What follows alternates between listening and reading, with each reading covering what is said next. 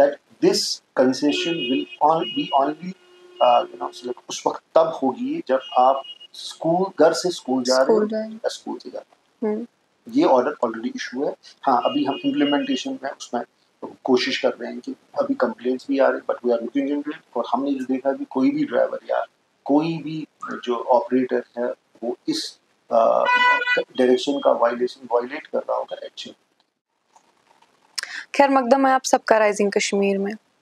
श्रीनगर के अगर हम ट्रैफिक जैम्स की बात करें या फिर रोड एक्सीडेंट्स की बात करें तो काफ़ी ज़्यादा देखने को मिलता है।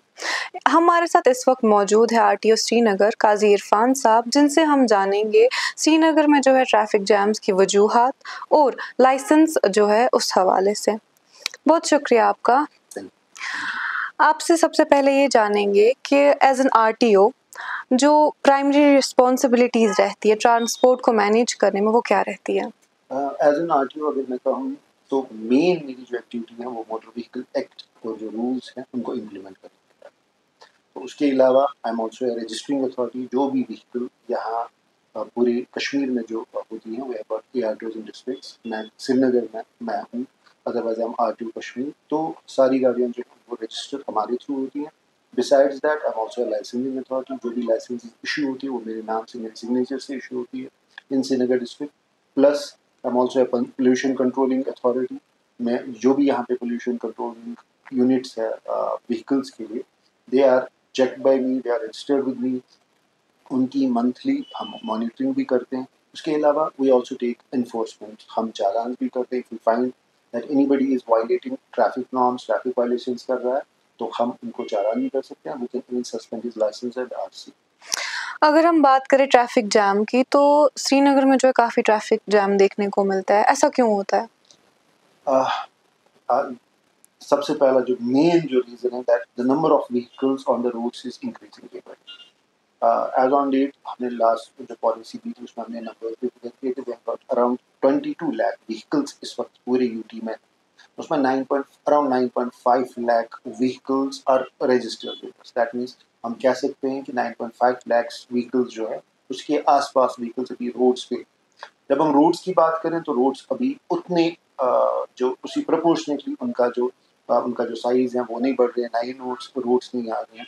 प्लस ट्रैफिक वायलेशंस भी जो हो रही है, people are not aware about their traffic के जो नॉर्म्स है, क्या करना चाहिए। देखो दे रॉन्ग पाथ में वो मुलविस होते हैं और भी कोई चीज़ें होती है जिससे ट्रैफिक का जो है दबाव है वो बढ़।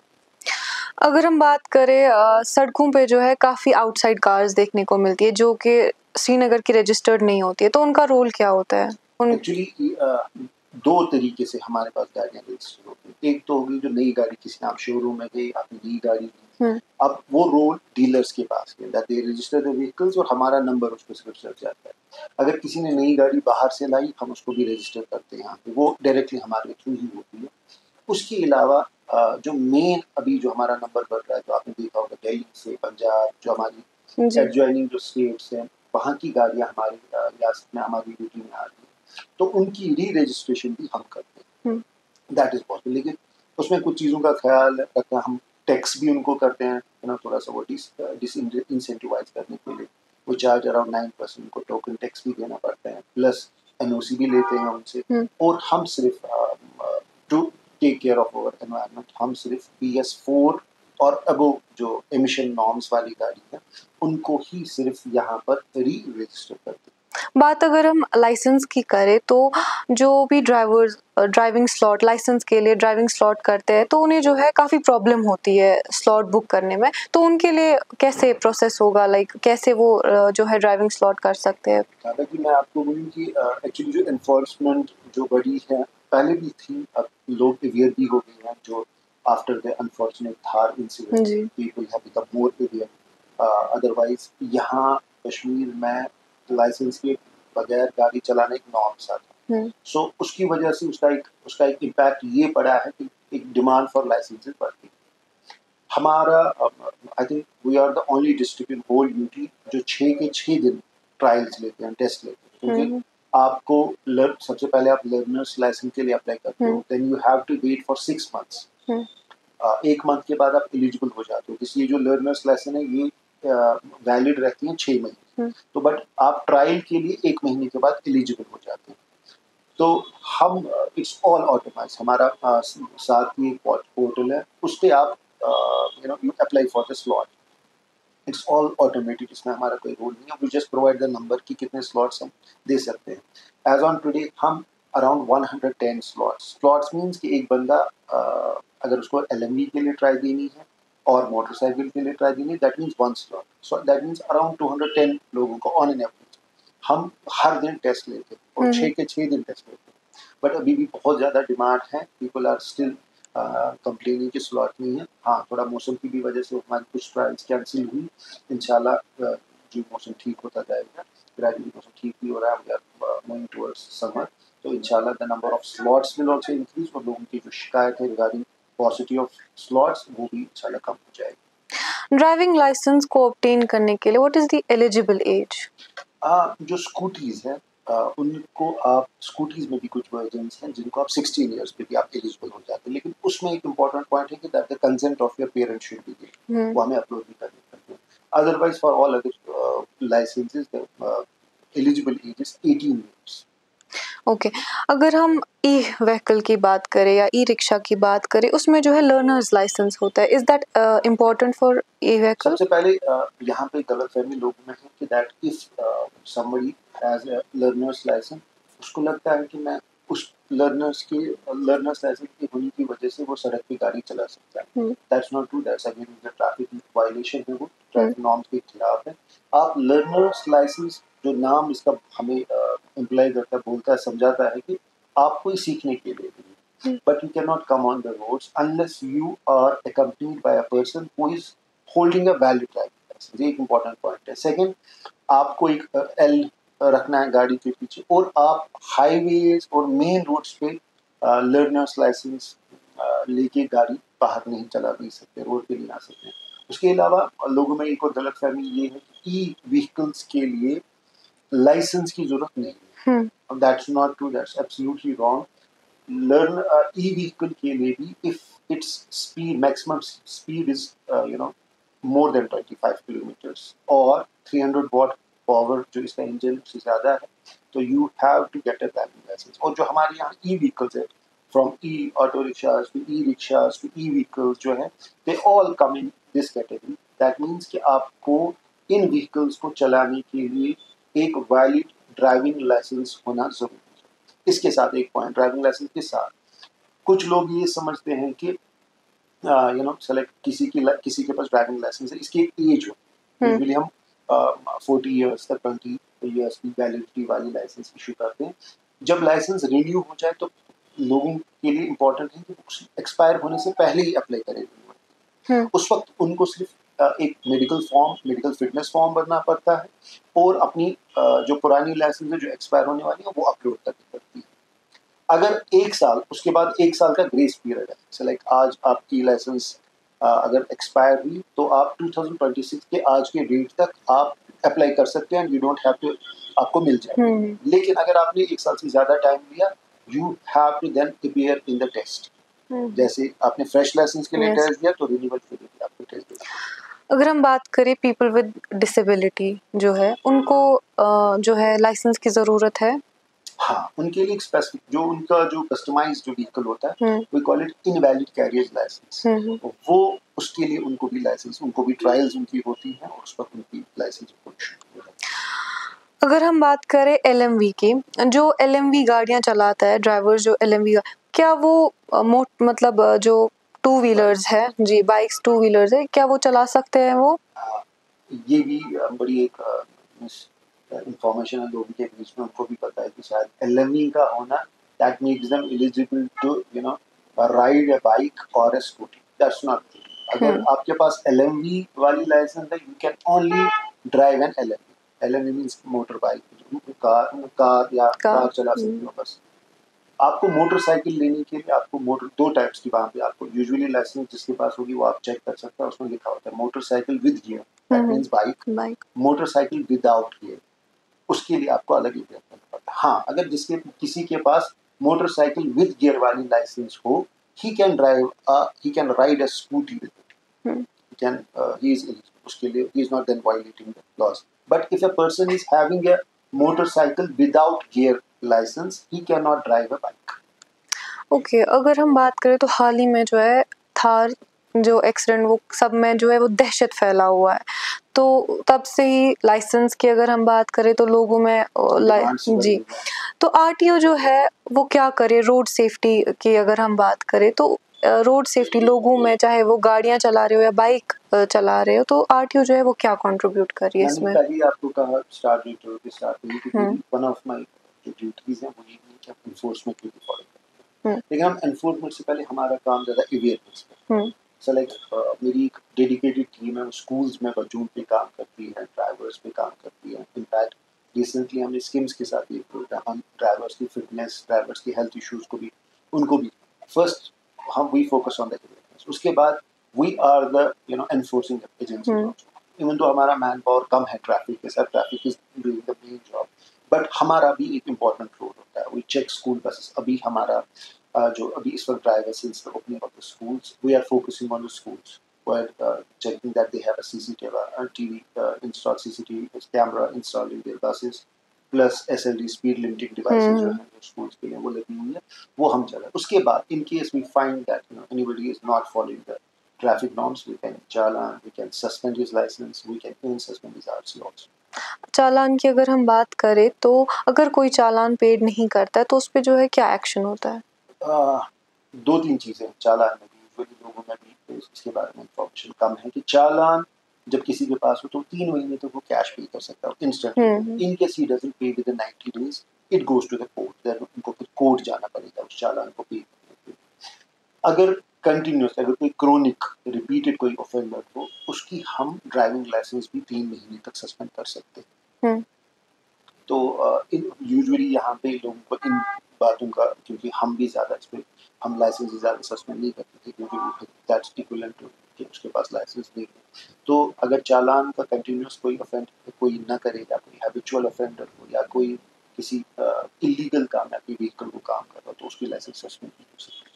अभी आपने जो है फिटनेस के बारे में बोला कि ड्राइवर्स की फिटनेस के बारे में तो जो है आप अवेयरनेस फैलाते हैं, तो वो जो है उस अवेयरनेस में जो है आप कैसे ड्राइवर्स की फिटनेस के बारे में, या फिर अगर हम बात करें व्हीकल फिटनेस के बारे में, उनमें जो है आप कैसे देते हैं control?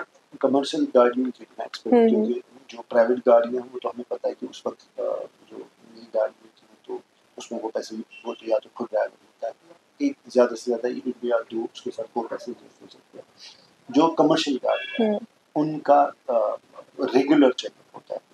We check them for around 24 parameters, जिनमें हम हम हर एक गाड़ी को चेक करते हैं, एंड मोस्ट ऑफ द गाड़ी को 6-6 महीने के बाद, नई गाड़ी को 2-2 साल के बाद करते हैं, once it reaches a specific age, उसके बाद 6-6 महीने के बाद उसको फिटनेस चेक करने के लिए यहाँ आना पड़ता है, हमारे पास आना पड़ता है। We have a dedicated team जो भी 24 पैरामीटर्स पे अराउंड हर एक चीज चेक करती है गाड़ी में, whether it is a roadworthy, क्या ये फिट है to be applied on the roads। कमर्शियल गाड़ियों की अगर हम बात करें तो आरटीओ जो है उसमें पोल्यूशन कंट्रोल कैसे करता है? जैसे मैंने अभी आपसे कहा कि फिटनेस में पोल्यूशन का भी हम चेक करते हैं, और वी हैव डेडिकेटेड हमारे पोल्यूशन कंट्रोल सेंटर्स भी हैं। उन पोल्यूशन कंट्रोल सेंटर्स में क्या वो सही काम कर रहे हैं, we do the regular checkups. उनकी जो उनके पास मशीनरी है, अपरेटस होता है to check the pollution levels, the emission levels of vehicles, उनको चेक करने के लिए जो मशीन्स है उनकी कैलिब्रेशन सर्टिफिकेट्स भी हम चेक करते हैं, हम इशू करते हैं। So we play very specific. और उससे पहले जब मैंने आपको कहा कि जो हम री रजिस्ट्रेशन वाली आजकल जो नई गाड़ियां they are all BS6, Bharat series 6, that's equivalent to euro 6 emission norms, that means बहुत कम एमिशन आ जाता है। और जो हम री रजिस्टर भी करते हैं वो थोड़ी पुरानी गाड़ियां होती हैं, उनमें भी हम BS4 और उससे अबव वाली व्हीकल्स को ही रजिस्टर करते हैं ताकि वो हमारे माहौल को आलूदा न करें। जो पब्लिक ट्रांसपोर्ट है जैसे टैक्सीज है, बसेस है या ऑटो रिक्शाज है, उन्हें जो है बताया जा रहा है, कंप्लेंट्स आ रही है कि जो एग्रीगेटर्स है वो भी जो है यूज़ कर रहे हैं private transport as a taxi, और उस पे जो है उन पे आरटीओ ने जो क्या स्टेप्स लिए हैं? हमारे स्पेसिफिक रूल्स हैं, बड़े बड़े कॉम्प्रिहेंसिव, हर एक एस्पेक्ट को कवर करते हैं, call that motor vehicle aggregator rules उनको बोलते हैं। उसके रूल 17 के हिसाब से वो कर सकते हैं, it's not something illegal. Inter city वो हर दिन 4 राइड्स ले सकते हैं, व्हीकल 4 राइड्स ले सकते हैं, और हर इंट्रा सिटी में वो 2 राइड्स वीक में ले सकते हैं। बट उसमें एक कंडीशन है कि that vehicle should have an insurance of at least 5 lakh rupees for the passengers. So आप प्राइवेट गाड़ी चला सकते हो, the aggregators can use it. में भी कुछ कंप्लेंट्स आ रही हैं, we are examining those complaints, लेकिन ये इम्पोर्टेंट, प्राइवेट गाड़ियां हम ले सकते हैं विद दीज नॉर्म्स, 4 राइड्स इंटरस्ट्री में अपनी श्रीनगर में, या इंटरस्ट्री वीक में वो 2 राइड्स ले सकते हैं। बट एक क्रिटिकल कंडीशन ये है कि that vehicle should have possess an insurance of rupees at least 5 lakh rupees, जो वो सवारियां लेगी उसमें। तो अगर वो दोनों चीजें कंडीशन वो सबमिट करते हैं, then it's not illegal.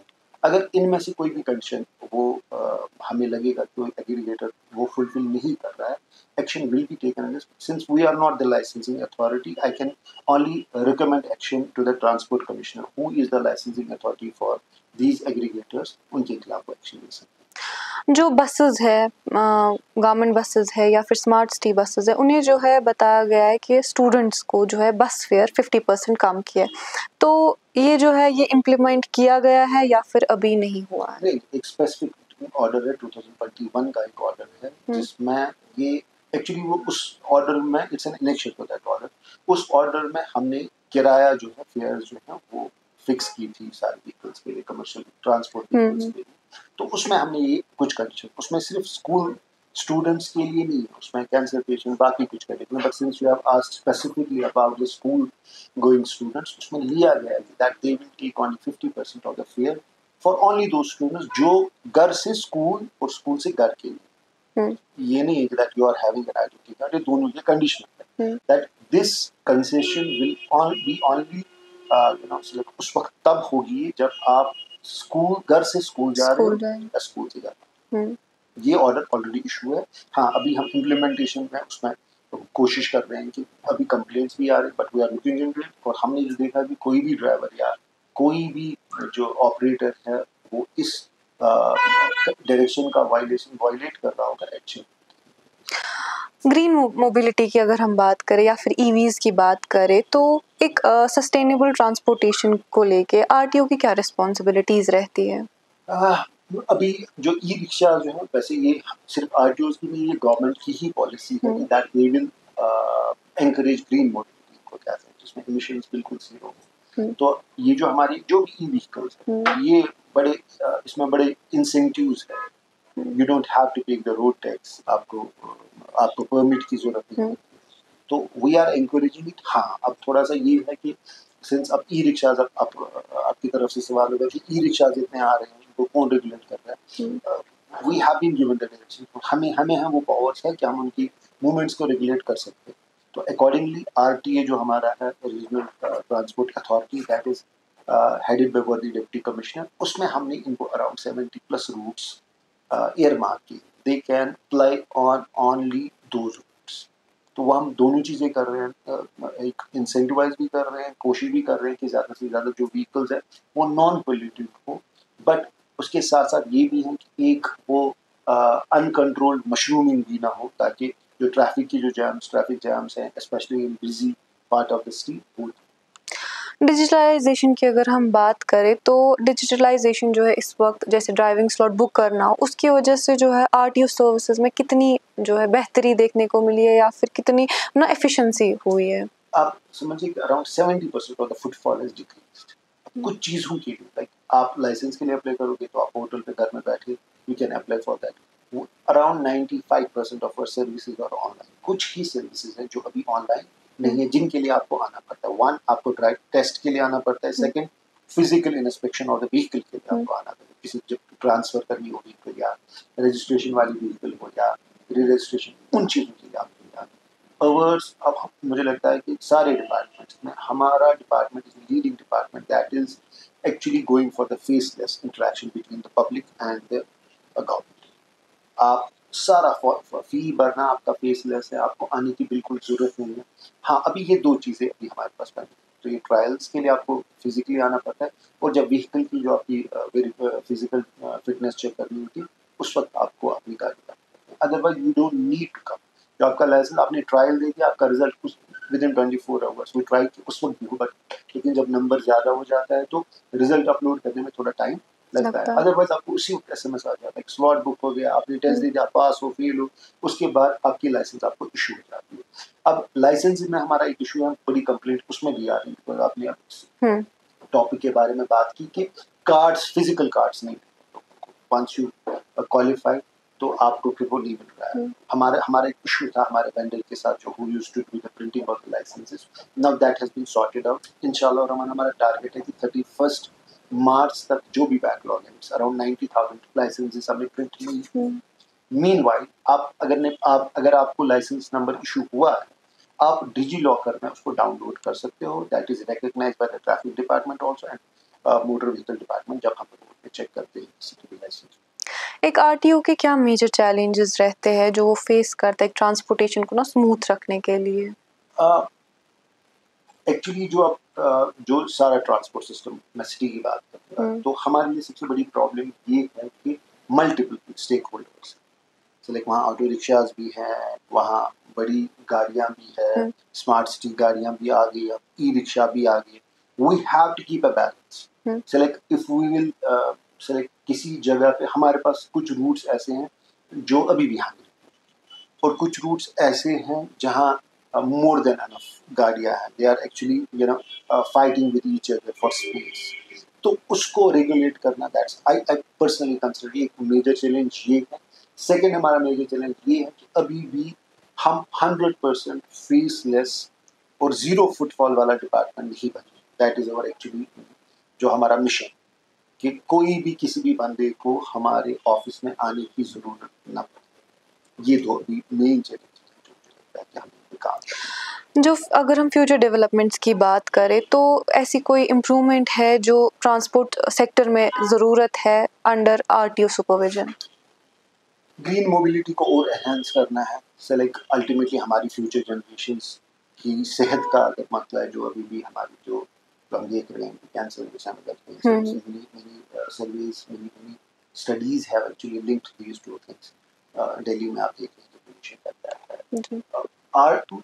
I will personally select मैं 5 साल 10 साल 15 साल में ट्रांसपोर्ट डिपार्टमेंट का विजन होना चाहिए that it should be zero mission वाला डिपार्टमेंट, प्लस जो प्रोसीजर्स हैं उनको हम स्ट्रीमलाइन करें। लाइक लाइसेंसिंग अभी भी एक it's a mission for a person to get a licence, उसको हम और ईज करें उसमें।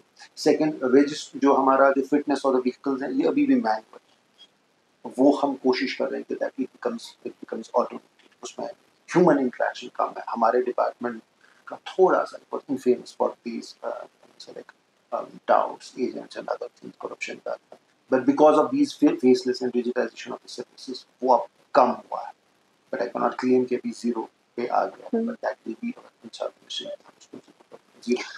आपसे आखिरी में ये जानेंगे कि जो ओनर्स है या फिर ड्राइवर्स है उनके लिए आपकी क्या एडवाइस रहेगी?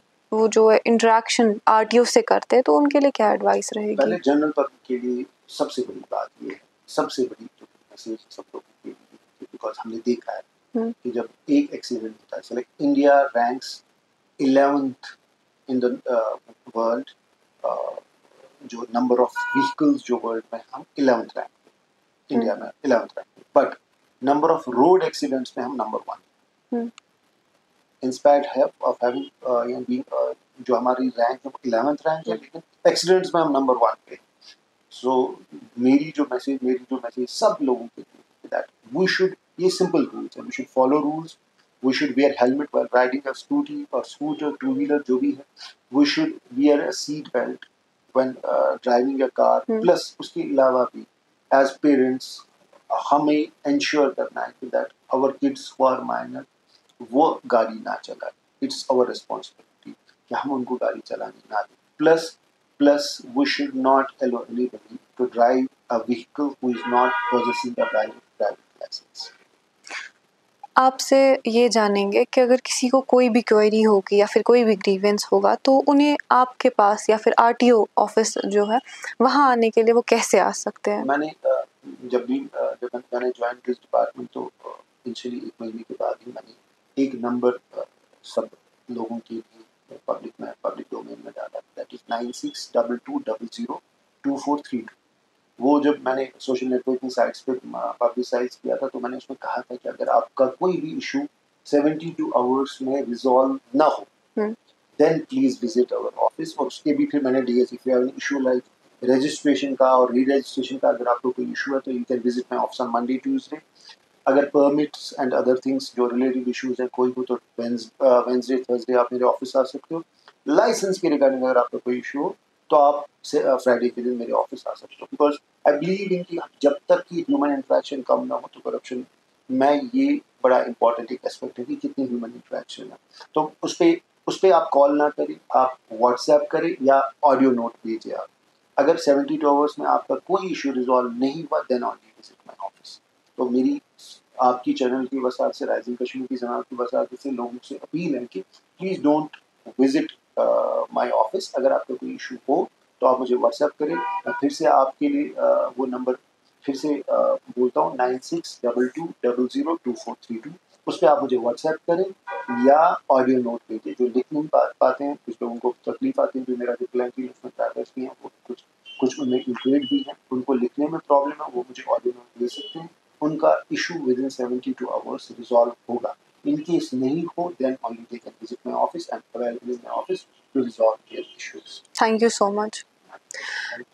तो हम बात कर रहे थे काजी इरफान साहब से, जिन्होंने हमें बताया कि लाइसेंस कितनी ज़रूरी है और ई व्हीकल्स के लाइसेंस जो है वो भी कितनी ज़रूरी है। इसके अलावा इन्होंने ये भी बताया कि माइनर्स जो है, या चाहे वो राइडिंग कर रहे हो या फिर ड्राइविंग कर रहे हो, उन्हें जो है पेरेंट्स बहुत इंपॉर्टेंट रोल प्ले करते हैं और पेरेंट्स को भी यही कहा है कि वो माइनर्स को गाड़ी या फिर स्कूटी और बाइक चलाने ना दें।